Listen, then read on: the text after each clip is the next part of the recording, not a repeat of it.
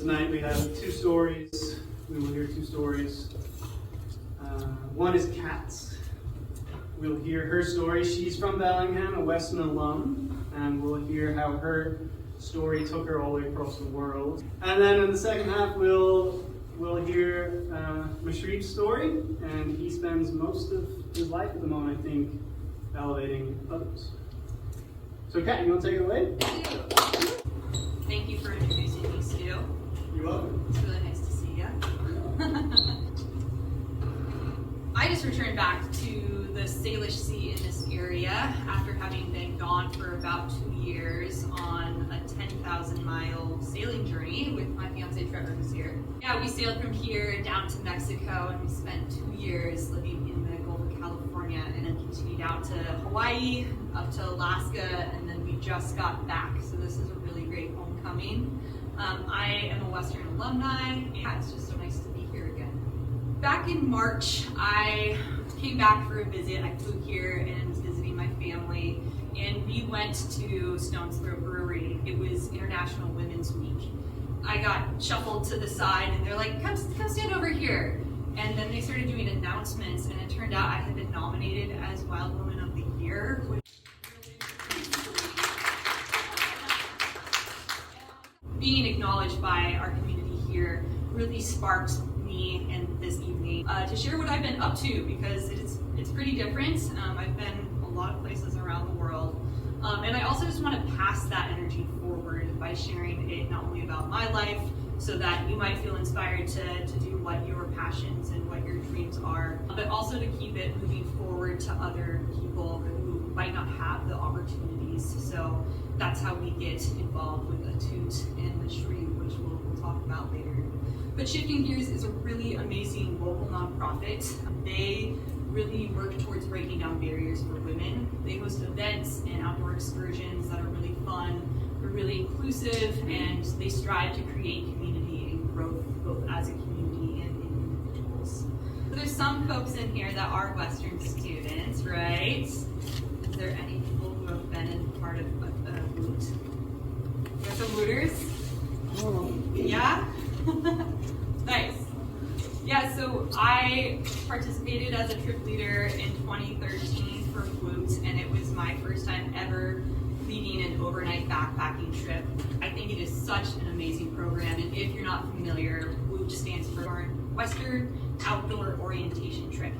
I'm going to spend the next little bit sharing some of the opportunities that I took on when I was in college here, and I'm sharing that because it really set me up to pursue a career in guiding, and also I think it's really cool how many opportunities there are at Western. So my freshman year, it was my first time leaving the country as an adult, and I studied abroad in Costa Rica. I was studying trail systems in 2 different national parks, and we were digging soil pits out in the middle of the jungle. It was really dirty and sweaty, but it was really fun. It was also, after that trip, I stayed for just a little bit longer, and I climbed my first mountain. Cerro Chorrico is the tallest peak in Costa Rica. It's not really that high, but from that vantage point, you can see both the Pacific and the Atlantic. And I remember still like the sensation of eating a Snickers bar on that peak, and just like how accomplished and how yummy it was. And I just wanted to keep pursuing that afterwards. My sophomore year, I took an internship at Mount St. Helens, working as an environmental educator. It was a really, really fun time. I was leading school groups into the lava tubes at 8 Caves. And actually the next year I went back and I worked for the Mount St. Helens Institute, and it was my first time having a position as a guide. I was an assistant guide leading clients to the crater, and then also assisting scientists up into the crater itself. My junior year, I participated in Spring Block. So this program's been running for over 46 years. It's an amazing program. It's really intensive. A part of that, we go on a 10-day backpacking trip, an expedition in the North Cascades. So this is my cohort on the dock at Stehegan. And as part of that, we did a 3-day sit solo in the wilderness, which was super impactful. Just sitting, no distractions, and really it was my first time hearing what my inner dialogue was, and really like feeling what my connection to nature was. And I've continued to practice these solos as part of just my life practice and also encouraging others to do so. My senior year, I decided to make an opportunity for myself. I decided to go with another Wooter. There's a picture of Monika, who was also a graduate here. We decided to go on a bike ride. And so we went on a 1,000-mile bike ride on her parents' tandem bike through the desert. And we biked from Phoenix, Arizona, all the way to San Diego just so we could jump in the ocean. And then we went up to Joshua Tree, and we were carrying all of our climbing equipment with me along the way. And that's really where I fell in love with climbing. It was so fun and freeing.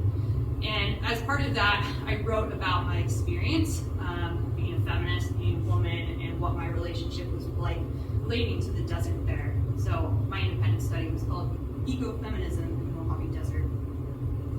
And at this moment is where I was really learning about what sense of place was. And it's when I really learned that I had belonging in nature. We were approached by a lot of people because if you can imagine seeing that gaggle on the side of roads and whatnot, they're like, what is going on? And a lot of people were really excited and they're like, wow, you go, that's awesome. And there's also people that give us unsolicited advice oh, you can't do that. There's no way you could do that unsupported in the desert. But we weren't asking for anyone's permission. And so I'm really, really happy that I had another strong woman with me and we just kept going. And I think from having that experience too, I learned to try to just not listen to people who continue to tell me that I couldn't do things or just not believing in me. And I think actually what it is that they couldn't imagine doing that themselves. It was not a reflection of me at all. And I experienced people having those conversations to me throughout my guiding career. This was over a decade ago, and I have seen huge shifts happen. I don't think that is as common. I don't think there's quite as much sexism, especially in the United States, happening. And I know that it is because of organizations like Shifting Gears and the Outdoor Center that are really trying to improve that equality. So that was my senior year. Before I even graduated, I got what was my dream job then, and I call it my soul work. And I moved to Colorado, and on my graduation day, I was doing a new staff training at the Outward Bound School in Colorado. And I spent the next 2.5 years sleeping on the ground very happily. We were taking students out on 2 to 3 week expeditions, teaching wilderness skills and technical skills, and also Outward Bound really prioritizes interpersonal and social development, both for the students and then also for their staff as well. I received a lot of feedback, and I also got a lot of really wonderful mentorship while I was there during that time.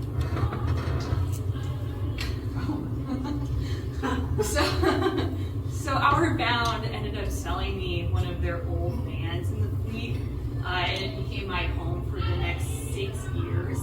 I used it as a way to keep my costs low and to be able to travel seasonally. And I really just continued pursuing being in the mountains, and it's where I really felt most alive. So, ultimately, I was really just following my passion. I really loved moving my body through landscapes and just being in nature, and I really took every opportunity I could. I started working for AMGA companies, so really technical certification of mountain guiding. And I also took a lot of personal and professional trips down to Patagonia, to Ecuador. I've climbed El Capitan in Yosemite, and I just love, being outside and pushing my limits. And through all of that too, I really love sharing those experiences with people and supporting them in pursuing that as well, to whatever limit was for them. So eventually I was guiding on some of the tallest peaks in the world. This is in the Alaska range on Denali, up at 16,000 feet. I feel like I have a lot of stories that I could tell about some of the bigger technical peaks, but really I want to share a story about our home mountain here. I call it Komo Kulshan. I think it's also commonly known as, does anyone know?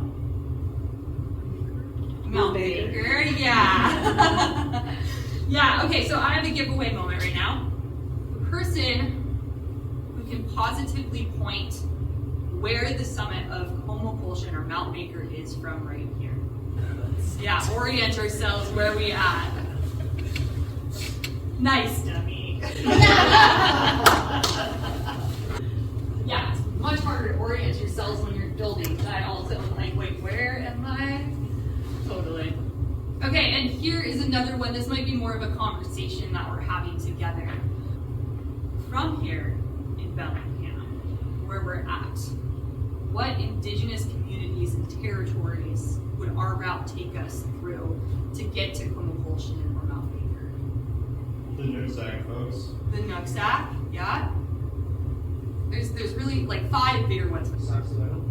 Yes, Saksuedel, wonderful. We're on Lummi land right now. Yep, Lummi. Okay, yeah, that's pretty good. So Nooksack, and it depends what side of the mountain you're approaching, but we're on Lummi land right now. Nooksack, Samish, Saksulet, thanks for sharing that, and then the Upper Skagit as well. So this is Komo Kulshan. It's the mountain that I have spent the most time on cumulatively, and I think also that this is the mountain that knows me best. We've seen some really drastic changes in each other, and I really feel connected to the mountain in a way that when I return back to it, it's like continuing a conversation with myself and with my spirit. So the story I want to share with you is from guiding a trip with Inspiring Girls Expeditions, and this was a trip that I did back in 2019. But this is an amazing organization. It is a tuition-free wilderness expedition for high school-aged girls, and I just want to share that girls is really inclusive here. So it's cisgender girls as well as transgender, non-binary, agender, two-spirit, intersex, and genderqueer youth. So I'll say girls, I'll say women, but I mean that really inclusively. In these expeditions, they're led by professional scientists, artists, mountain guides, and outdoor educators.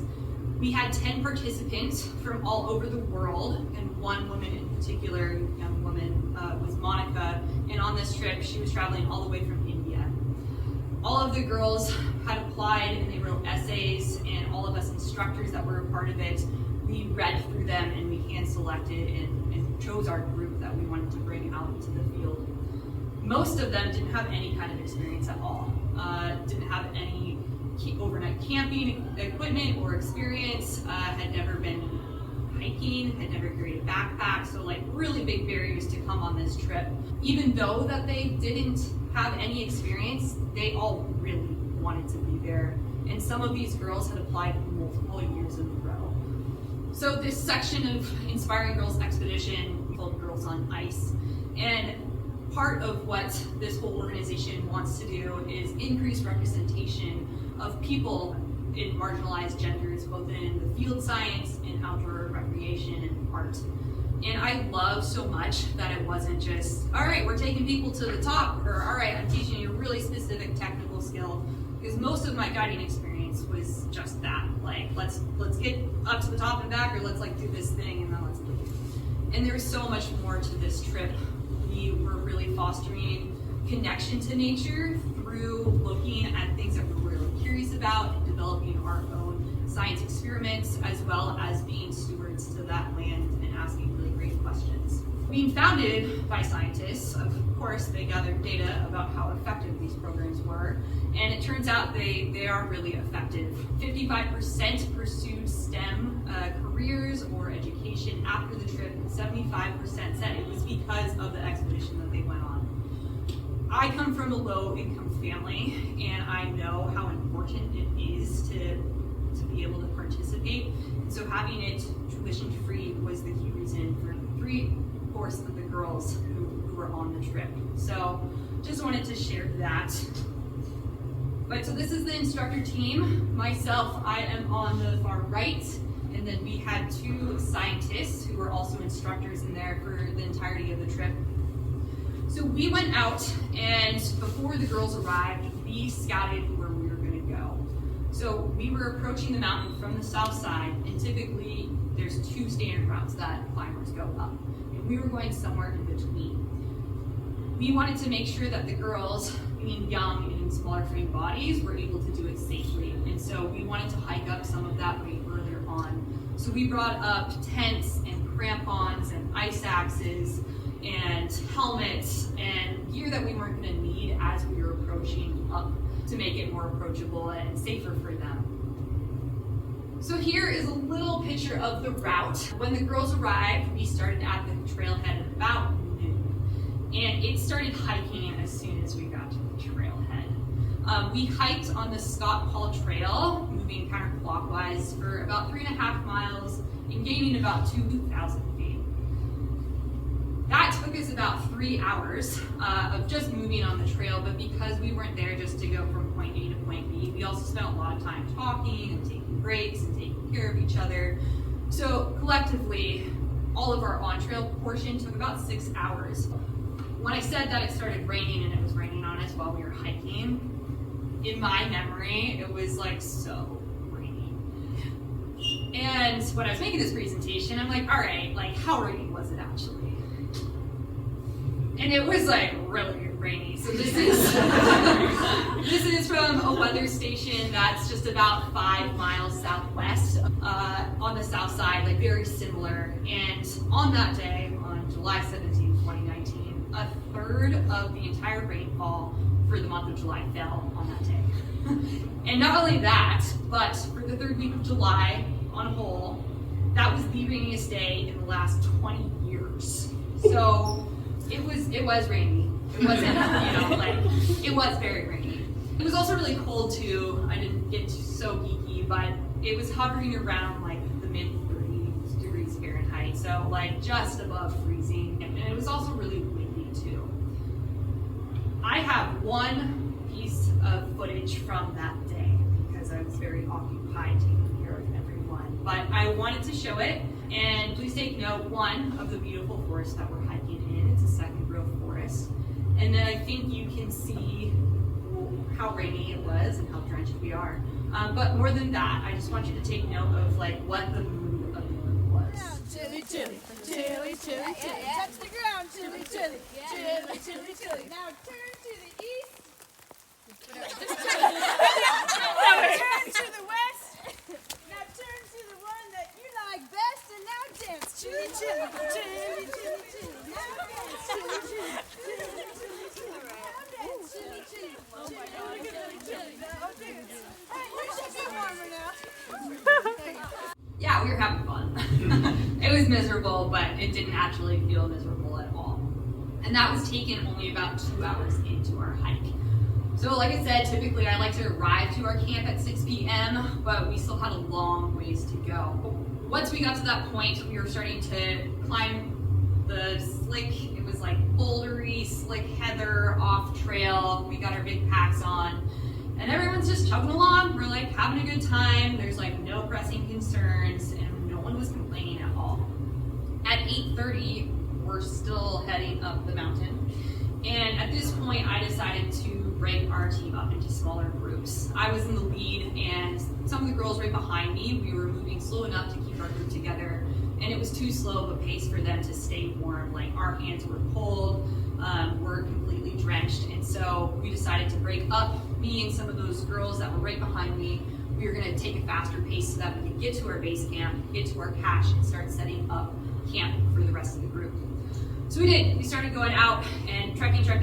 At this point, like, my hands are like bricks feeling, like really blocky and hard to move. And so we're just in our thin liner gloves. And so I instruct the girls that are with me to take off their packs and get out their like big gloves on. And typically those big gloves are only meant for summit day when it's like really cold, or they just live in my backpack the entire expedition, but they always come. And so I'm asking them to bust it out on day one when we're still pretty low down.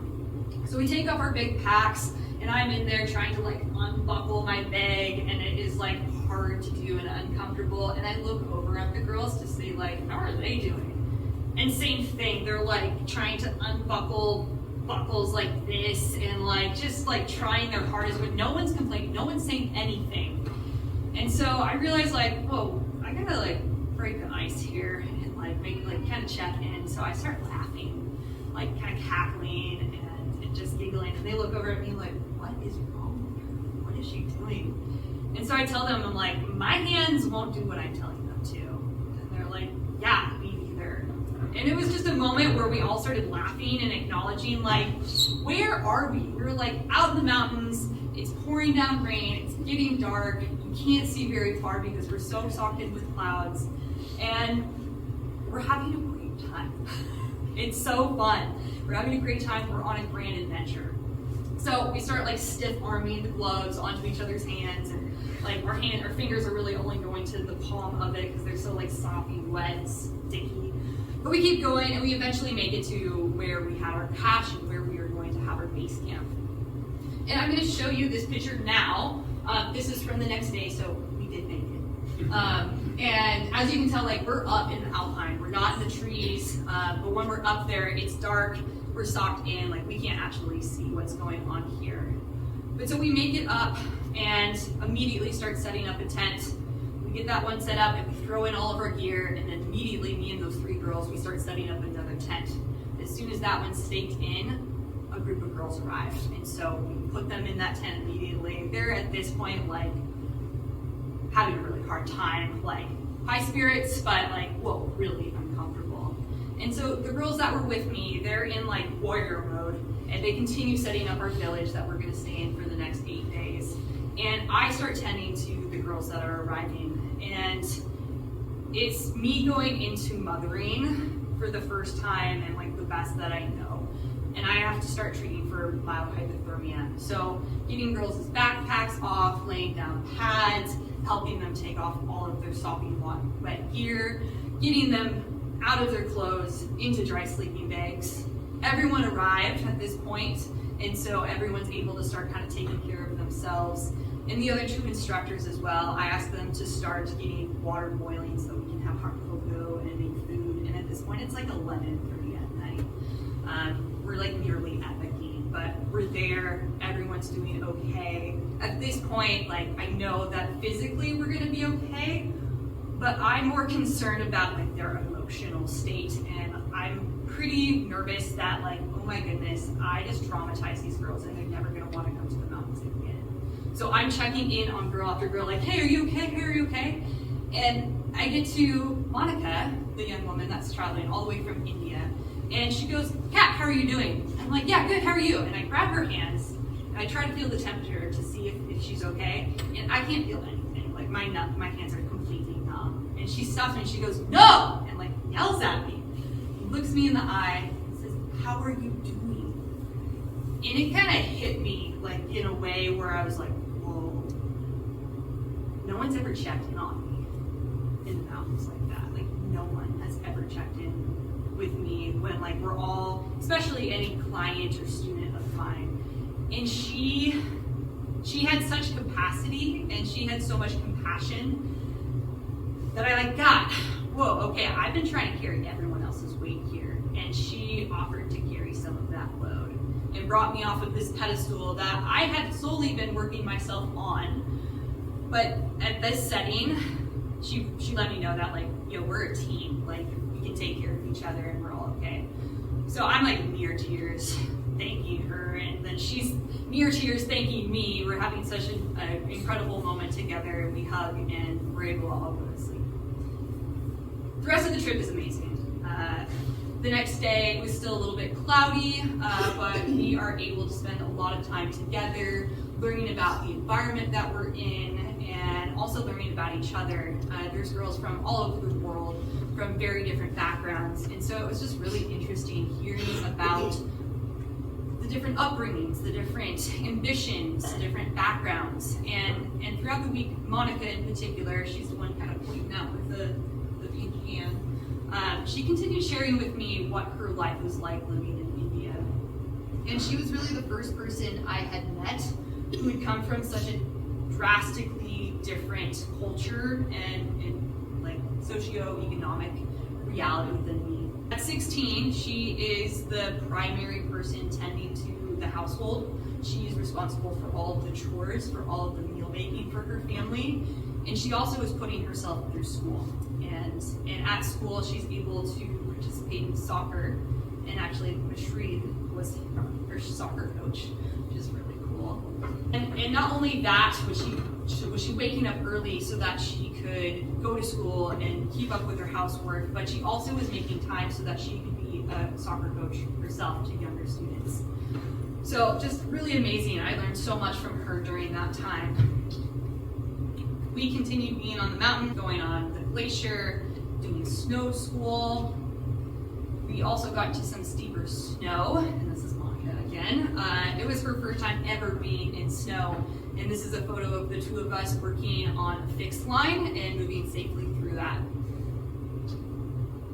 We did not summit on this trip, but that was not one of our intentions. We did have a high point, and at that high point, everyone went on solo for a couple of hours, and I gave the girls an invitation to write a letter to their future selves and what they might want to remember from this trip. And I was actually able to send those letters out to the girls a year after the expedition. The girls, they conducted science experiments, and they were able to present their findings at the North Cascades Institute.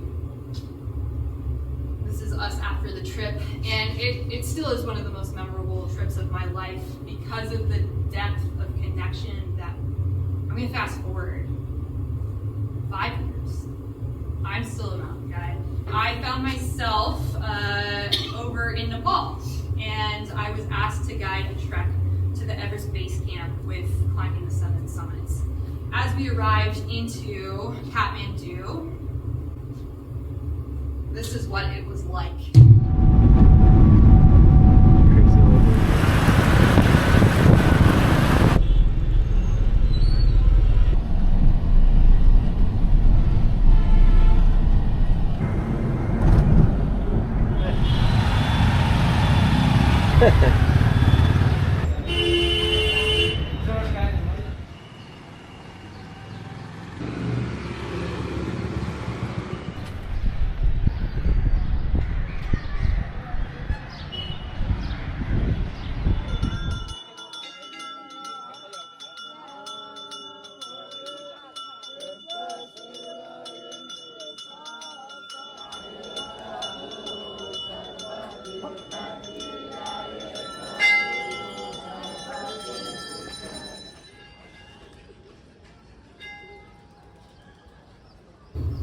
And I love this.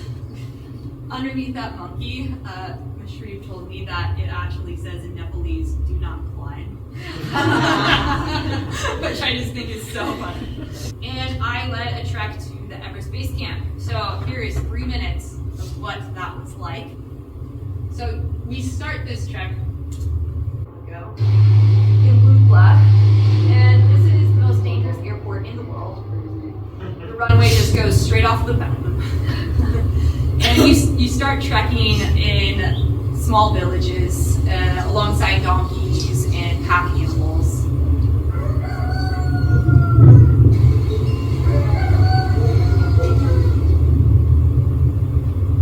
As we continued up the valley, we started crossing villages and also had to share these with yaks and those animals, which is really intimidating.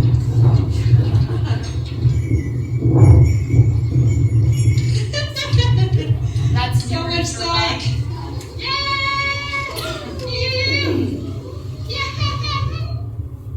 And so even though I was a mountain guide, we were taken up by a group of Sherpas that were really leading the way and teaching us so much about their culture and their way. So we were able to visit some Buddhist monasteries and some stupas that are also just spread out throughout the valley there.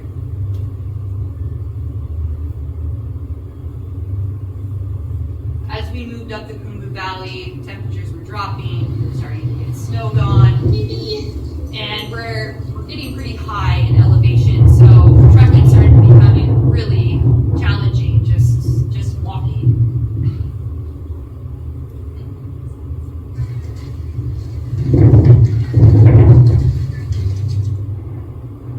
We mostly stayed in tea houses, but we also stayed in a couple of climbing the 7 summit camps. Like this one here, and we're fed super delicious food here as well. But most of the time we're staying in tea houses. And eventually we make it to the Everest Base Camp and get to participate in cross ceremony. This is a tradition for us on Everest. For every single expedition, over the past 20 years,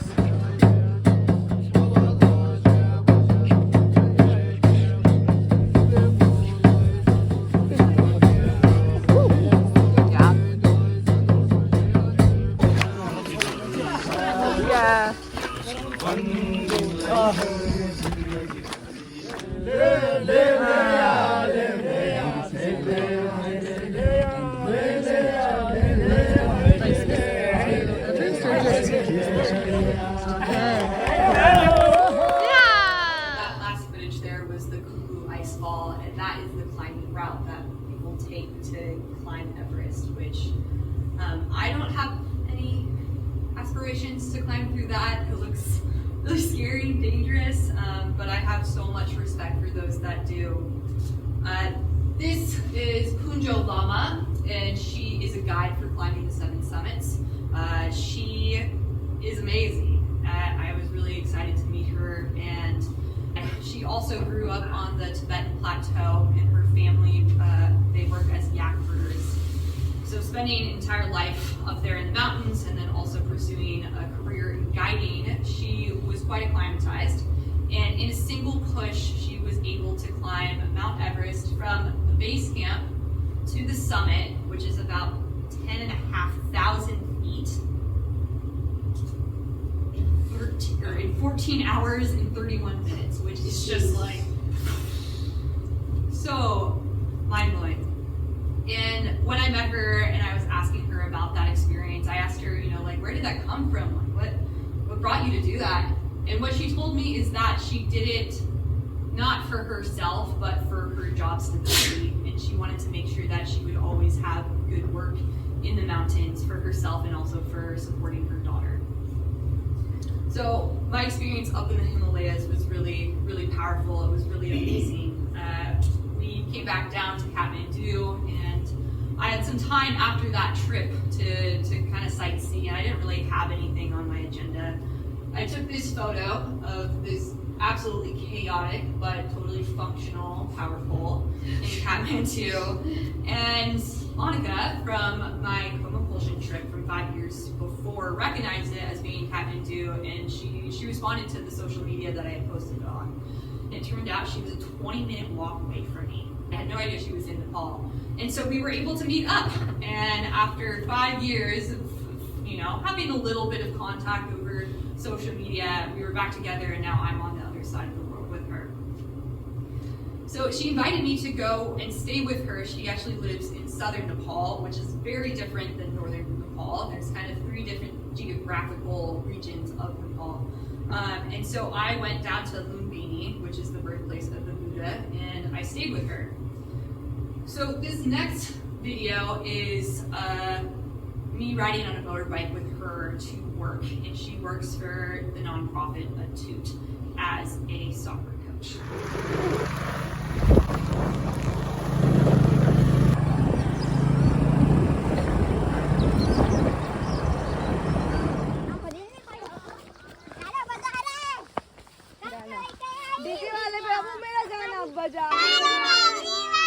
How are you? I am fine. Good. Okay. तो आज क्या है हमारा? Very good. आज workshop भी होगा और हम लोग game भी. Hi everyone, this is Monika and I work as a program officer at Atoot. Hi everyone, I am Alicia. I am also a program officer at Atoot. So telling you about Atoot, Atoot is a sports for development organization. We are based in southern Nepal. We work with girls and we empower them through sports and education. I facilitate workshops, I do sessions with under 7 girls, under 10 girls, under 12 girls, under 15 girls. So in each levels they are divided and then we train them regularly. And you will see incredible changes happening, like how they speak, how they talk to you, how confident they are and vocal for themselves, for their rights, Like even them wearing shorts and everything, that's like not very common in this village, but still they are wearing and fighting for themselves. That is like crazy changes that we see because of the Atoot programming and because of our work. So I'm so happy. Yeah. Bobo!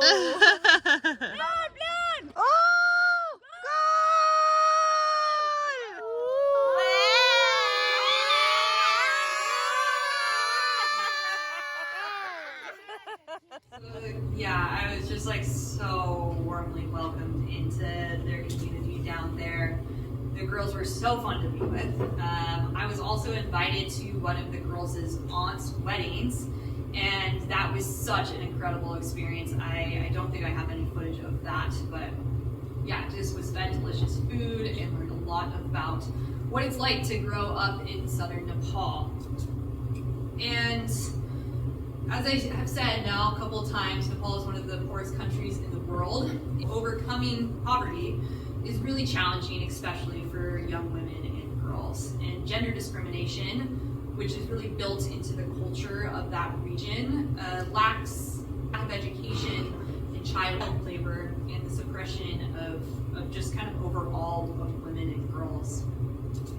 So Atoot, which is a registered 501c3 nonprofit, both here in the United States and as a charity in Nepal, empowers girls to break free from some of those really vicious cycles and gives them opportunity to have voice and to make choices for their own lives.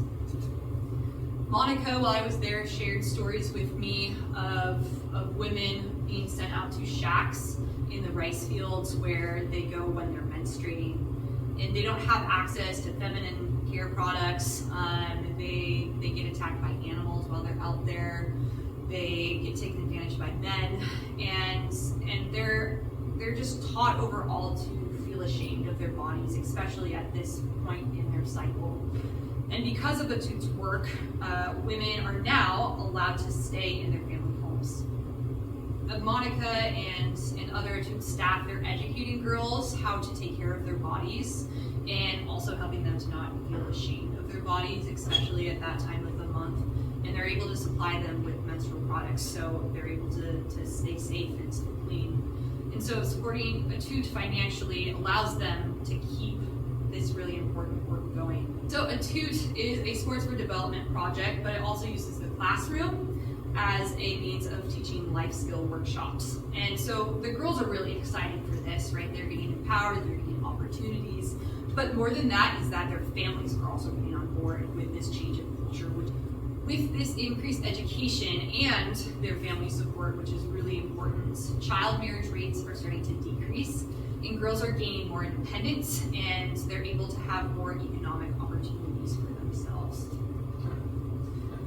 In the last year, it's really amazing. Atoot programming has really gained traction and growth.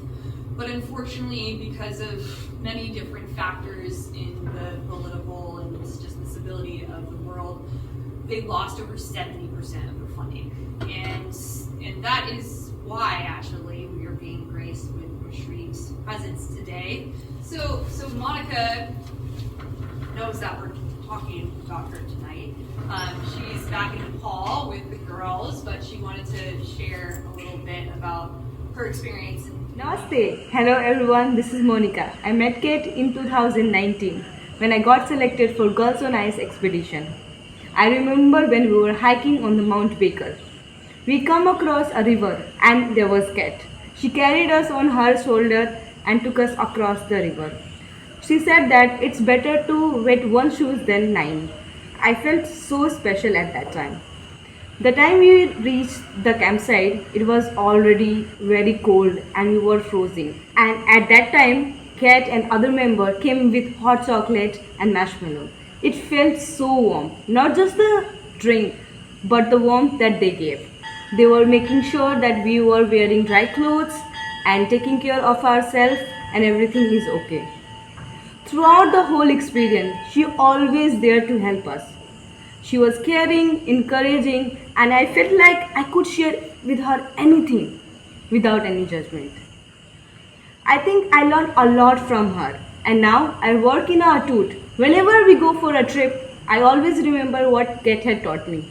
So I apply those. I make sure the girls are safe and taken care of. Thank you so much, Kate, for everything. It has taught me a lot, and I'm using your all the teaching and knowledge. Thank you.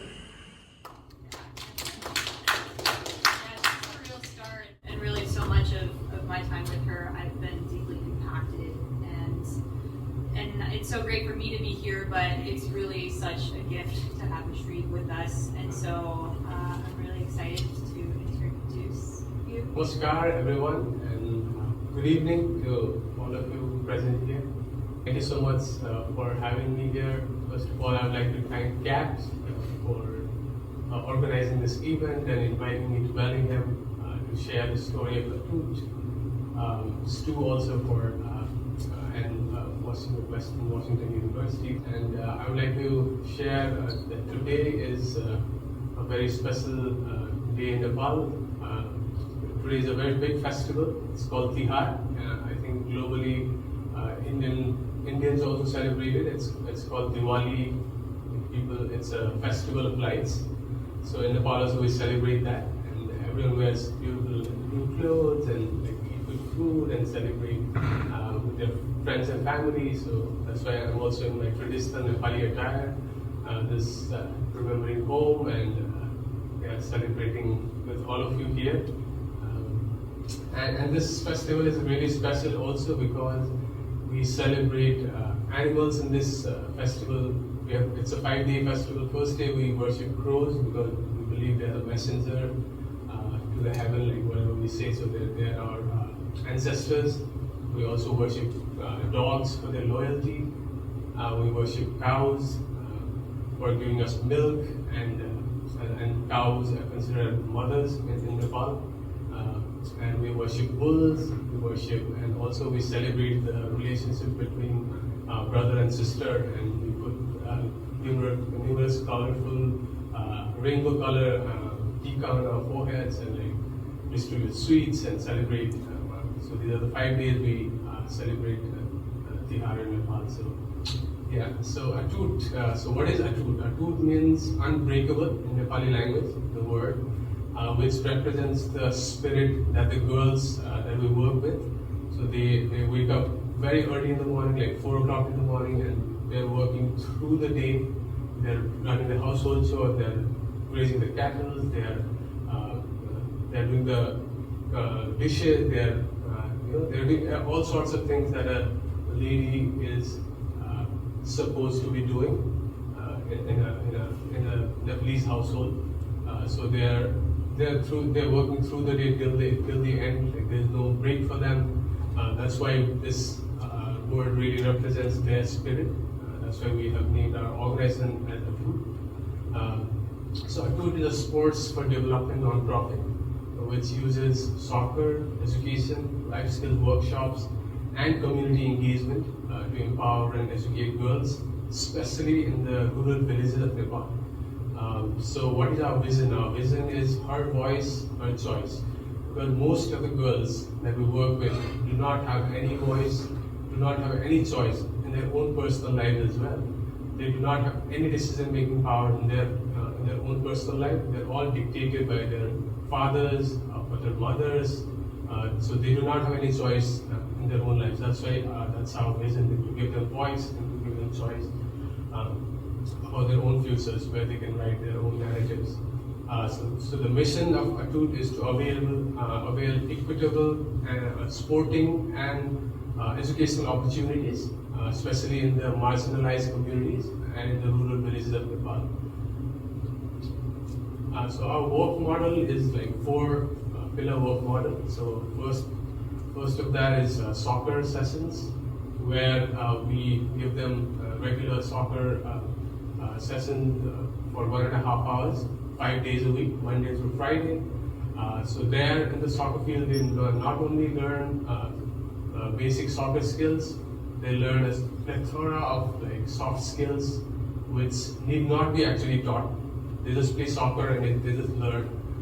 Those are leadership skills, unity, how to work in a team, conflict resolution, time management, discipline, being responsible for each other, and also using their own voice and being communicative, and also becoming very confident and bold while they play, and also learning to use their bodies freely. That is something women are not allowed to do in the places we work. They're all very restricted.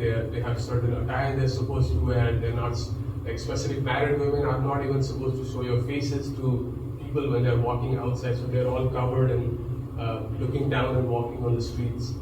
So that's the way they are brought up. All the girls are brought up. So through our football skills, they learn to break these barriers on their own without having to tell them anything. The second one is education. We provide educational classes that are extra classes before school. So they wake up very early in the morning and they come to our education classes at 6 o'clock in the morning, where we have 1.5 hours of classes. And in those classes, we give them classes on English and Nepali language, especially, and also some maths. That is because Nepal's entire curriculum, all the curriculum is in Nepali or English language. But these girls speak a different dialect, that is Awadhi. And these girls go to public schools which are very, very poor infrastructurally, or even the staff. The teachers do not care about their education. They just come and write notes on the board and leave. So the girls do not even know how to read, write, and speak basic Nepali and English in the community. So that's the gap we're trying to fill as an organization. We're trying to give them Nepali and English tuition classes through our program. It runs like 5 days a week, and we have divided them into 3 levels depending on their level of learning. So they're under 15, under 12, and under 7 kids. So these are all supplement classes we are trying to give them, and they're designed according to their learning levels, and that's how we run our classes. And the third one is our life skills workshops, which is done weekly. We have those are also again done with all the 3 levels of girls. These are workshops where girls come together in a group and discuss about different topics, learn from each other, learn from us, they learn from their own surroundings. So this can be, the topics vary from very basic things like brushing your teeth, like taking a bath, taking care of your body, like just wearing clean clothes, just bringing notebooks and pencils to the classroom when you come for your classes, and very basic things, to broader and like more complex topics like menstrual hygiene, menstrual taboos, gender discrimination, caste discrimination, child rights, gender-based violence, and lots of different topics that are socially and culturally relevant to them. Any other topic that the girls feel like they need to learn, so those are also all discussed during these sessions where they themselves get aware, and then they go back to their homes and also teach their parents, teach their siblings, their brothers and sisters. So it's a very amazing thing. They really enjoy it. And another very, very integral part of our program is community engagement. Because these girls are all minors, so we need the permission of the families for them to bring to our program. So we constantly engage and involve the parents, the community stakeholders, the government officials, and everyone in the community, so that they are informed, they're involved in our program, they know what we're doing, what is happening in the program. So that way they trust us, and they keep sending the girls to our program. So that is very integral part, and we do it every week. Like at least twice a week, we visit their houses, we visit all the public spaces, talk to the men, talk to the women. Since it's a very patriarchal society, it's very important that we engage the men as well, and then tell them what we are doing and why is it important. So far, we've not had any backlash. Like they've all been very supportive of us, of our program. But we are expecting some backlash in the upcoming days as they grow up and as they reach an age where they might be married off at child age, which is like 15 to 16 years old. And we have most of our kids are still under 13, 12 years of age. So we are yet to reach that.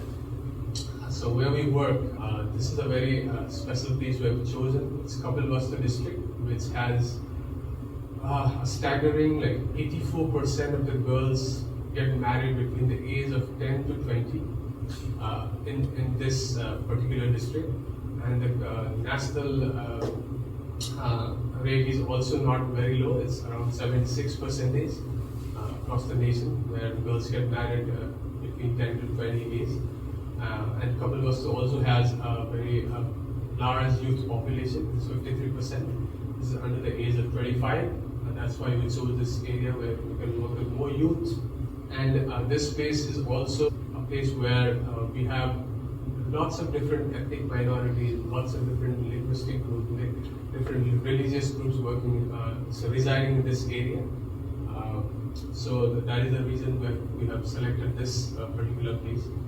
So what is Atoot's theory of change? So right now, what are the current condition of the girls? The girls have absolutely no voice. They have no choice in their own life. They cannot decide for themselves what they want to do, whether they want to study, they have some aspirations in life.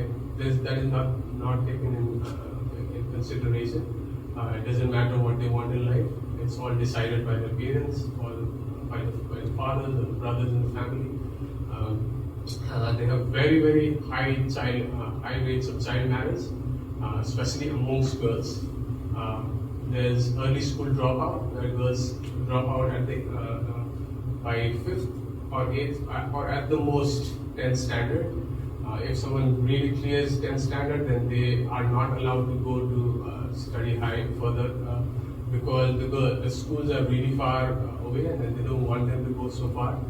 They believe that the girls might elope with someone and run away, so they don't trust their own daughters. So they do not. Very few families actually send girls for higher education.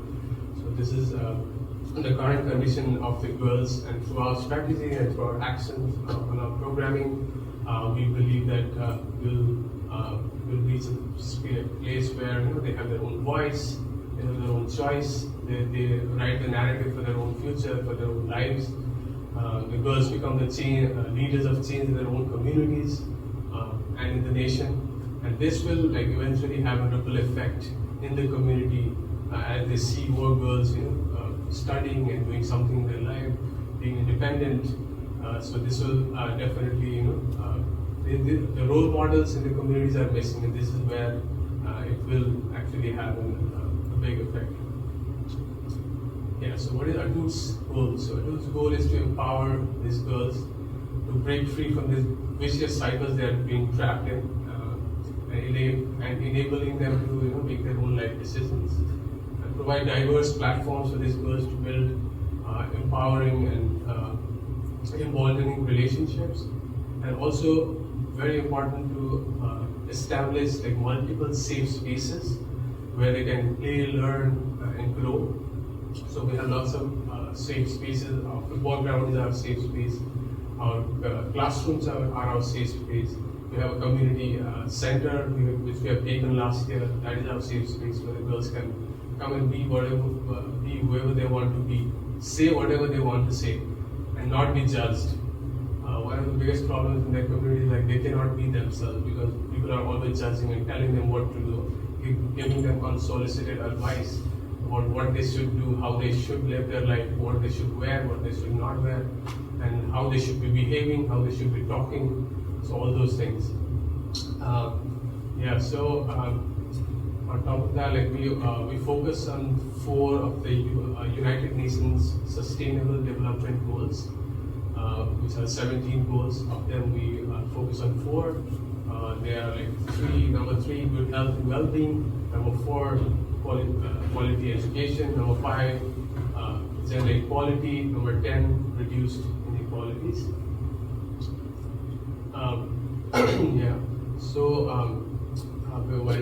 Before sharing our impact, I just wanted to share a little bit about when Atoot was founded. Atoot was founded in 2019, December, and we started our program in March 2020.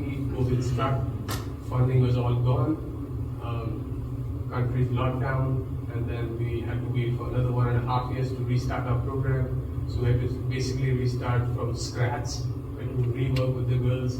We and a lot of girls stopped coming because they were already at the age where they're getting married.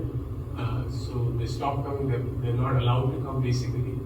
So we had to start working with the younger group, basically who are 4 to 12 years old, who are a little bit free, they have a little bit more freedom than the older girls to come and play and do whatever they want because they're still children. And during our since 2021 till now, we've had lots of amazing visitors come to our program, like the Ambassador of Britain, Ambassador of Australia, and also the Country Director of USAID paid a visit to our program. They all loved our program. And we are still being funded by the Australian Embassy, so we've been lucky in that way. Our co-founder Sarah, my co-founder Sarah is an American citizen. She is from Iowa. So she was also nominated by the UN for the Rise and Raise Others Award. Atoot has also won Football for Good Award that is awarded by Common Goal. Common Goal rewards to one organization every year, which is using football to empower youth across the world. So we've been lucky that we won that award. And every year we provide annual national and international exposure trips for these girls, where they go for football tournaments, go for study trips, and they have a good exposure. They learn so much from being there and learning like what girls can aspire to be. Within the village, they only see women as teachers or as nurses. That's all they've seen. So whoever aspires, they aspire to become a nurse or a teacher. So with this exposure, they know that women can be pilots, doctors, engineers. Like they could be sports person. They can play football. They can play cricket. So they have lots of different ideas now to what they can do and what they want to be in life. So it's really inspiring for these girls to have this kind of exposure. And we are also training them to become coaches and teachers in the upcoming time so that our program is more sustainable. And actually this part came in when we started losing the funding. We had to downsize our program. We had to get one of our staff had to be laid off. And so we're thinking about how we can sustain the program, how we can continue our programming for so many girls. So this is how we have seen that, okay, we'll train the older girls to coach and teach the younger girls in the program, and then they will work as an intern with us, and that's how we can have more girls involved in our program, and it will be a loop, like all the girls will start coming, and then there will be more girls, we can keep expanding, we don't have to hire people from outside, so it's a very good sustainable model. We have worked with over 250 girls in the last year. And we have over 120 regular attendees of this. Like we also invite boys to attend the program, but if a boy has to join Atoot's program, he has to get 3 girls along with him. Only then he's allowed to join the program.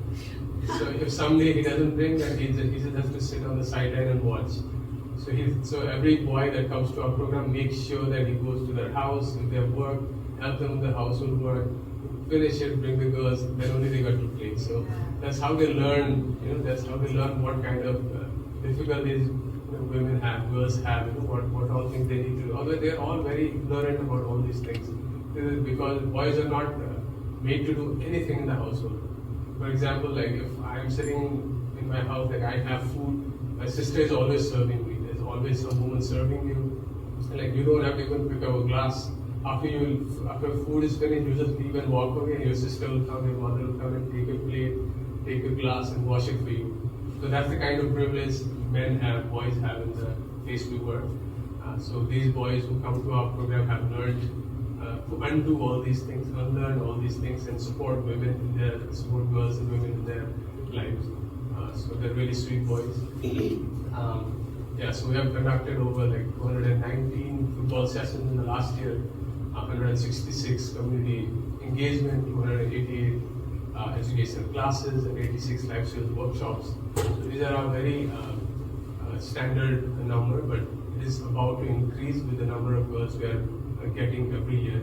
Last year we had only 50 regular attendees, this year we have 220, and it's increasing day by day. And with the limited number of people, staff we have, like it's difficult to manage, but we are somehow managing at the moment. Girls are like parents are really trustworthy, and they're really they trust our program, they trust us, and they believe that girls are gaining so much out of this program. That's why we are having that number go up every year. We also conduct monitoring and evaluation for our program every year, where there are some data, like 95% of the girls reported that they have had positive changes in their own behavior. One of the examples I can give is like in the village, it's very common to swear at each other. With all the parents, everyone is swearing at everyone. Parents are swearing at the children, children are swearing at the parents, swearing at the neighbors, you're angry. It's just very common in every sentence they use. So even like 4-year-olds are like just swearing at each other. They're just greeting each other like swearing at each other, and they're all laughing. They don't know what they're telling, what that means. So we are also trying to tell them, let's sit on a table and okay, bring out all the swear words. What does that mean? So we try to explore those words and see whether it's right to swear at each other or not. That's how we teach them to unlearn these things. Have discussions, have workshops on all these topics. So that's how these kind of behavioral changes happen. And 84% of the girls reported that workshops have taught them about their rights. 88% beneficiaries made new friends. Their families also encourage them to stay in a Atoot's program. Yeah, so where we want to go. And also, this is again a part of our sustainability. The digital lab, having a digital lab in the community center is going to help us in ways that we don't actually have to have a staff to teach them English or Nepali language. If we have a computer, we have internet services, then girls can just sit there and anyone across the world can teach them English or Nepali. So that is something we're beginning to think about, and that's why we want to have a digital lab. And this year we are also conducting a girls football league, which doesn't happen in the nation at all. Like we're trying to conduct this in the district that we are in, so that we can encourage more schools to bring up girls football teams, and then there'll be more girls playing sports and engaging in sports. So this is our initiative to encourage more girls to play football. Our leadership pocket, where I already spoke about training the older girls to become assistant coaches and peer educators, and build this leadership and employability skills. So where they can use it is like once the schools start the football program, these girls can go there and become coaches. They can make money out of it. They can we'll be expanding our program, having more communities, more girls from different communities. So these girls will be going to different communities and teaching and coaching and making money. So that way the parents will also support them, because every family has economic problems. So any money that comes into the house, they're very happy about that. So if the girls can generate some income for the household, they will be allowed to do what they want to do. So it is one of their escape. We'll continue to prevent child marriage, but now we're thinking more of engaging with the families, with the fathers and mothers and the community more intensively, like involving everyone, talking about the issue, why they think it's child marriage, they want to do child marriage, why is it important for them to do child marriage, like trying to understand their perspective, and also trying to discuss why it is wrong to do that, what kind of implications it can have on the girls' lives, with their health, trying to engage the community and be more inclusive of the entire community. So a team of 5 people running the organization, a very small team, and we have a very small budget as well. This is the entire budget of our program, $75,000, through which we are able to engage 250 plus girls every year. For equipment is just $5,000, like for $8,000 a year. Educational trips we take them to, we take all the 3 groups for educational trips. So that is another $10,000. So this is one of the ways we can help Atoot keep sustaining and keep our program running. Yeah, and what are other ways that you can help? For a lot of university students, I think you can be our ambassadors who can help us with small fundraisers, organizing fundraising events, and also spreading the word, connecting us with potential funders, and connecting us with people who have connections. So that is one way you can help us. If there are organizations or businesses or companies here who want to partner with Atoot, we are registered 501c3 in the US, and also a charity in Nepal. So yeah, we are always looking for volunteers and interns. So anyone who's interested, please reach out. And at the same time, if you have made any donations, that you want to make donations, then that is tax deductible as well. Students here might be thinking, oh, how can I make a donation? But when we talk about donation, people think it should be a big number, it should be like a huge amount, but not necessarily. Like $5 can go a long way. It supports one girl for a month. So $60 will cover the enrollment for a full year. So yeah, every dollar helps in the outlet. Yeah, thank you so much for listening to me.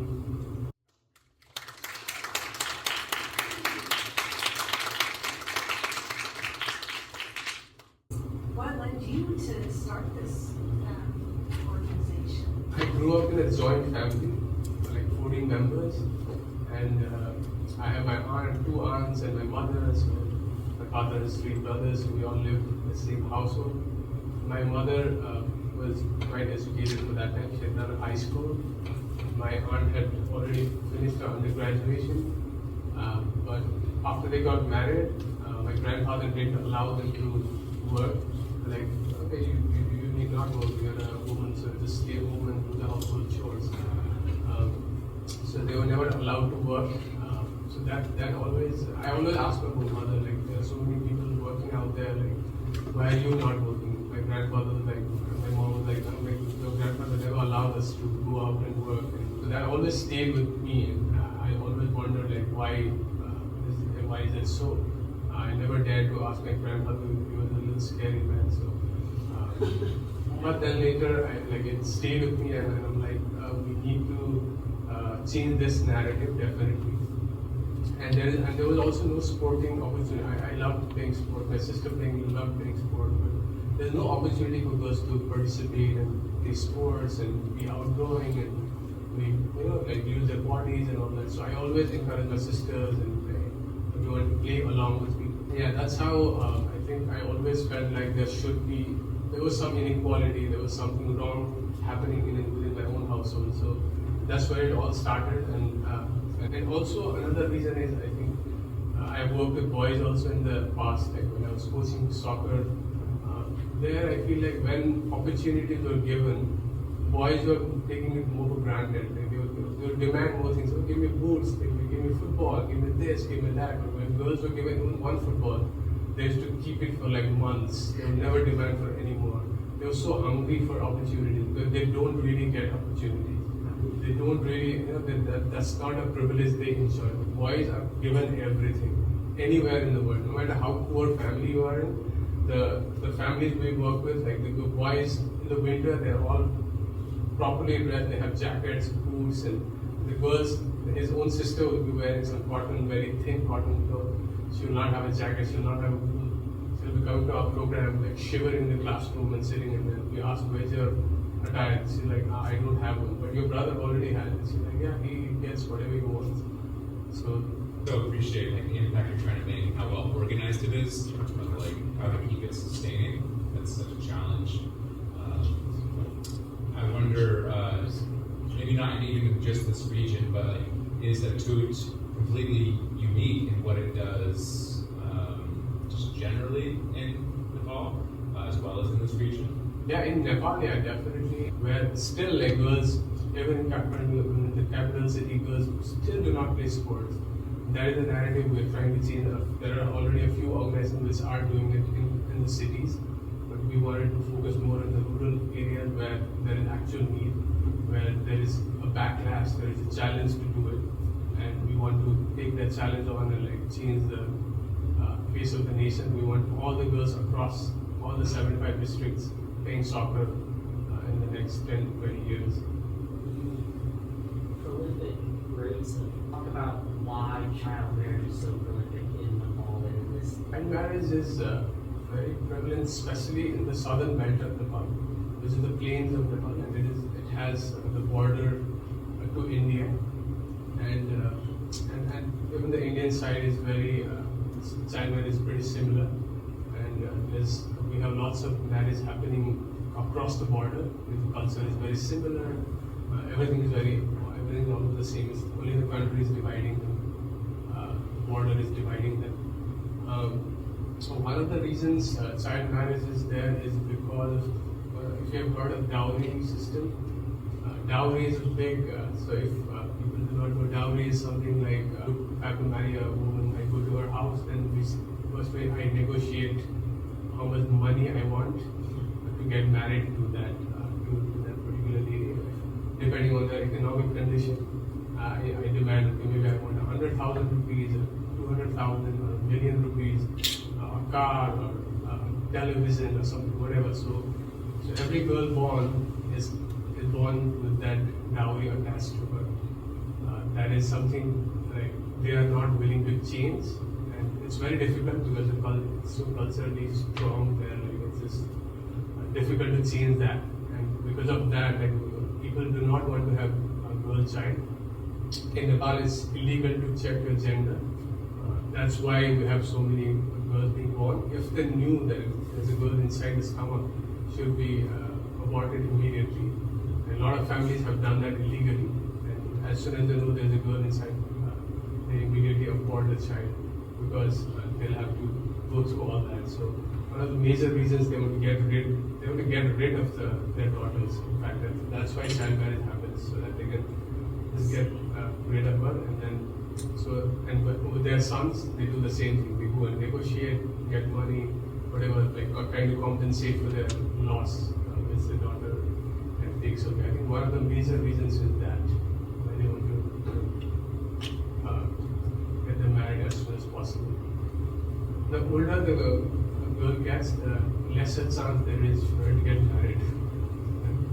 Men also want, like, the older men want younger girls. They do not want like girls like of their age. They want like girls who are 10 years younger than them, who look pretty, who are more physically active than them, so that they can support in their old age also. So yeah, and even if they grow older, like if they cross their 25, it's very difficult for them to get married. No one will marry them. And this reason, especially, I'm talking about. In the city, that's different. But so before, like most of them still like who have pushed their way through, like they'll by 25 they're all married. Like 22 at the most, they all get married. So there's a lot of family pressure, and even if they're educated, they're independent, they still get married at 22 at the most, 25. Yeah, because of that. But then it seems like most families really want them to stay in programs. Yeah, so most of our girls are still below 13, so they're still young. At that age, parents do not really worry much. But once they hit puberty, like once they start menstruating, that's when the real change starts. Like they don't want them to play, they don't want them going out. They start preparing them to become child brides. Like in the next few years, they will learn how to take care of siblings, of the household, of their husbands, of the entire family, how to take care. Like all those things have been trained after they hit puberty. But that's when they believe that they are mature enough now and they are at the right age. They are getting there to get married. So like there's one girl in our program who's 16 right now. Our parents absolutely hate that she comes to Atoot's program because she's already 16. She wears shorts and she's walking around the village, and like anyone tells anything, gives unsolicited advice, it's just on their face, she just tells whatever she feels like. She's not scared of anyone. She shouts back at him. If she doesn't like something, she immediately tells, she expresses it, and if he doesn't like it, despite getting all those beatings, she still continues to come to Atoot's program because she believes that is the only way out for her. These are the girls that we are planning to get on board as interns and help them economically so that their parents do not pester them as much. Now what she has started doing is she wakes up at 3 in the morning so that she can finish all her work by 6, 7. Any work her lands on her lap, she finishes everything and comes to her. That's the kind of dedication they have to change their lives. Like menstrual taboos and how your program works to combat that in your girls, especially at a young age and before they're even menstruating. In Nepal, in general, it's a very menstruation is considered impure. Like that period, that time, 4 or 5 days, when you're menstruating, it's considered impure. And girls, it still happens today, and especially in the far west of Nepal. That women, when they menstruate, they are kept in the cow shed outside their house because they are not allowed to be inside the house. They're kept there for 5 days. They're not allowed to exit.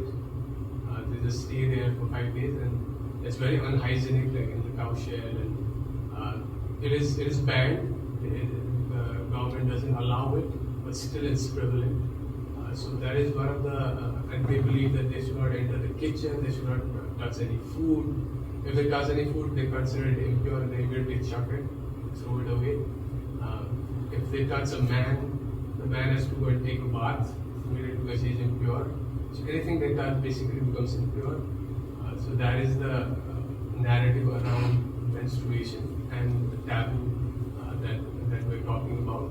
And it happens in most of the caste groups. In certain caste groups, they don't believe this, but even in the area we work, it is there, but it's not so bad. It's not as bad as that. But they are also restricted from going to the kitchen, but they are made to wash the dishes and clean the household. Like every other work is they need to do except enter the kitchen. So it's a very sad thing. And every year there's one particular day where girls are brought together and they have to worship a god, and say that, okay, please forgive me, God, for all the times I have committed sin when I was menstruating. If I entered some kitchen, if I touched a man, if I did something, whatever I have done, please forgive me for the sin. So they worship a god that day and for them to get rid of the sin. So it's very religiously intertwined also. That is why it's so difficult to completely remove that, because it's religiously backed. That is why it is still there, it is still prevalent. I would say that it's still prevalent even in the cities. It's still prevalent in my own house. My sisters, my own wife, if they are menstruating, my mother is so drilled with this. Last 55, 60 years, she has just believed it so much. She believes that this is the right thing. No matter what you say, she will not budge. So what we have started doing is, my wife, my sister, what we do is that if they have menstruation, if they're going to periods, we do not inform. And we still enter the kitchen, do whatever we want. But it's a little difficult because you don't, it's not my choice we're doing it. But there's no other way to tackle that at the moment. So that is one way we try to tackle in our own ways, which is a little sad because even when you are menstruating, you're not, you don't get to rest because you have to go act and you have to put up a face saying I'm fine and I can do all the work and all that. So it's really sad. But yeah, it still exists, and it's very, very difficult to remove that. And lots of, even my cousins who live in the US, and she lives in Washington DC, she still believes that very strongly. She's 28 years old, she practices that every month. When she has menstruation, she goes to another room, she doesn't sleep with her husband. She goes to another room and sleeps there. She doesn't enter the kitchen, she doesn't touch anything. I still believe so. It's very, very brainwashed and it's drilled into you so badly that it's difficult to change very easily. You start conversations with the girls that you work with that sort of act as almost like a door opening to them, that telling them that they can break away from some of this. Yeah, if that makes sense. Yeah, that's how we initiate conversation. Like first, we talk about what menstruation is, what is it about. Like they learn about menstruation, what process it, what happens, why it happens, what is the reason it happens. So when they understand all that, like they understand that this is the reason that you were born, you are alive today, you are here today. So how can it be impure? Like breaking all these things down into like these small discussions really helps them also open up. They go back to their houses and they talk to their mothers also. Their mothers are also kind of thinking, oh yeah, well, how is it wrong? It's not wrong at all. A lot of mothers are already accepting, they know that. And usually fathers are very ignorant, they don't even know that they're menstruating. Usually it's mothers who know. So these mothers are a little bit more open, like there are some mothers like that. Okay, it's fine, don't worry. So yeah, that's how we break down everything and then help them understand that this is a pure thing. This is a beautiful thing that happens to women every month, and we should not be ashamed of that. We should not be ashamed of. This is not a taboo. The country has banned all these things. These are all not right. So yeah, the girls are all very open and very positive. And now they go and when they are menstruating, they go to their father and ask for sanitary pads, which they would not do earlier. Then I carry around pads in my bag all the time. So whenever a girl has periods, she comes to me and she asks for it. So that is not a common thing that they would do with a male member. They do it very shyly, like very behind the corner.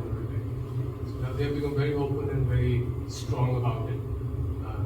They are very vocal about it also. So yeah, there's a lot of change happening.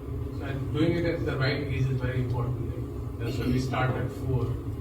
So when they grow up with that kind of change mindset. So that's why we engage with the young girls specifically. Yeah, thank you so much. It's such a privilege to have you here and to be able to share the stories of what it's like on the other side of the world. I know I can see the hardship in it, but I also see so much hope in it. Having gone there and experienced what it was like being with those young girls, like they're vibrant. They're absolutely vibrant, and there is so much that is happening. My heart just feels really like heavy right now and saturated with learning about the challenges that young girls are overcoming, but they are. And so thank you for being an advocate for the female voice and for traveling all the way here to